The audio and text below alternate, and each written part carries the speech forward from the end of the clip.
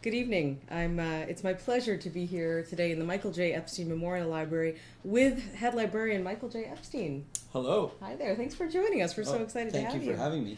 Absolutely. And Mike, you just came back from a week-long tour with the library and other bands. I did indeed. It was a harrowing experience, but I think we all made it out alive. Yeah. Some of us, anyway. And we learned some lessons. You have done some touring in the past? I have indeed. And how has this tour stacked up? This was, don't tell the people that I toured with previously. I hope you aren't watching at home. But this was the best tour ever. As the hashtag that we used often in our tweeting about our affairs did indeed say, best tour ever. That's very true. We have the tour did receive some reviews from people. People were really excited about it. I think a lot of it probably was because we were touring with Neutral Uke Hotel. Yes. And can you talk a little bit about Neutral Uke Hotel and about the combination of the bands? Sure. Neutral Uke Hotel, as you are probably aware at this point, the guys are a little bit sketchy. Definitely.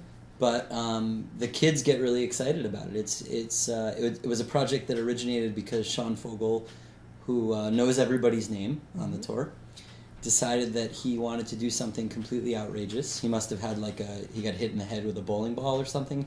If our tour were a sitcom, a bowling ball would have fallen on Sean's head. He would have forgotten everybody's names, and he would have had this idea to do Neutral Uke Hotel. And we all, because we didn't know any better, agreed to go along with it, and it turned out that it was a success. And because he hasn't been hit in the head again with the bowling ball, he hasn't realized that it's a bad idea yet. That will happen kind of at the end. Mike, some of the reviews have come out now for some of our shows, and the tour has been described in the following ways. Okay. I would like you to respond yes or no. Okay. And then justify your answer. A, excitement filled. I would say yes. There has certainly... It's hard to even pick specific items to give the kind of primary examples of excitement filled, because so many individual elements were excitement filled, ranging from Sean laying on top of melodica graffiti and pretending to play it, to discussions of nether region jewelry placement, to delicious breakfasts, to playing songs in a hair salon / spa. Those are just a few of the many examples. So excitement filled, yes. B, sensual. Sensual.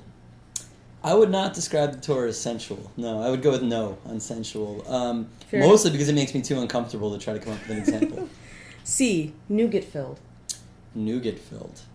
I myself, as a vegan, don't eat nougat generally, so I didn't notice any nougat. It's possible that others experienced nougatry. There's a peanut gallery response from across the room. Can the cameraman Please interject? chime in.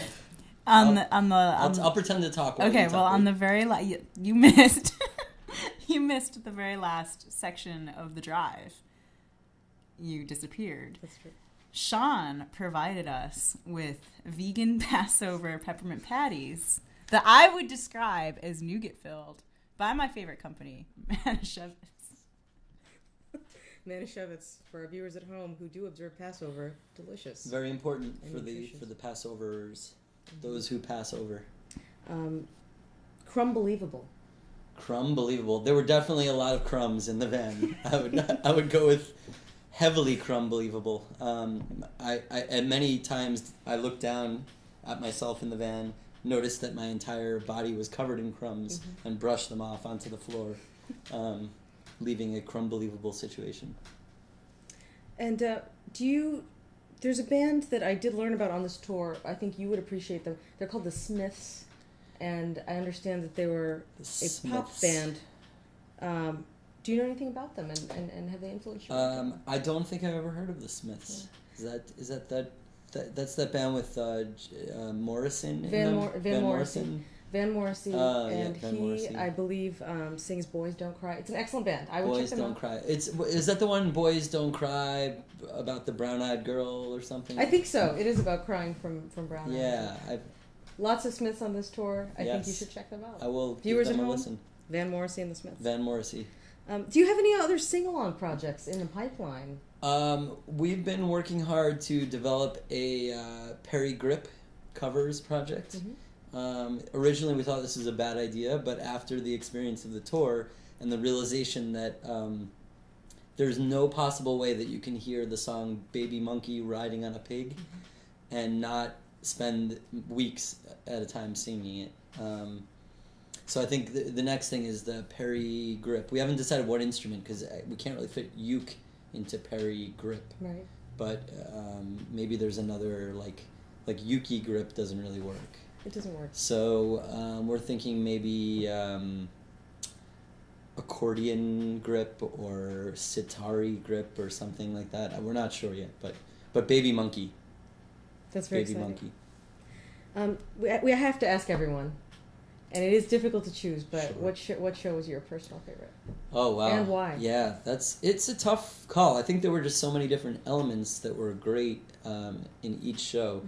I'll tell you my favorite thing. Can I reverse the question? Of and tell course. you my favorite item about each show? Definitely. Brighton Music Hall, first night. My favorite thing was playing a very brief set at Passim prior, and then driving and at an intersection at a red light, jumping out of the car, much to the alarm of other people in the area, thinking we were like robbing a bank or something like that. Forgetting somebody might have forgotten some shoes in the car. Some expensive clogs. Expensive clogs. But the whole getaway experience, it made me, I felt like that was exciting. They could make a movie about our experience that night. One might say excitement filled. Excitement filled. No nougat though. No nougat. Cameo Gallery in New York. My favorite part was that the health inspector decided to give an A to the venue at the end of the health inspection that delayed our show by several hours. I'm glad they got an A. That's a good grade. It's very exciting. Cleveland, the grog shop. I'd be really remiss if I didn't go with the graffiti, because I had seen previously I had kept a tour blog of the male genital graffiti that was in Cleveland last time, or all around the tour last time, but Cleveland was a big contributor to that. But there was also the female genitalia graffiti this time that I had not previously seen, and I think that was exciting. I'm glad that there's become sort of a movement toward equality in dirty graffiti in green rooms. Chicago. I'm sorry, this is a No, lengthy please. response, but Chicago at Shuba's. My favorite thing was that in the green room downstairs, everybody in our touring party could touch the ceiling.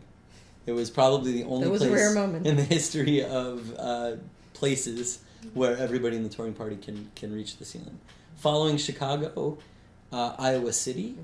My favorite part about Iowa City was that even on Easter, we had people that came to share Neutral Milk Hotel with us. I thought that was really nice.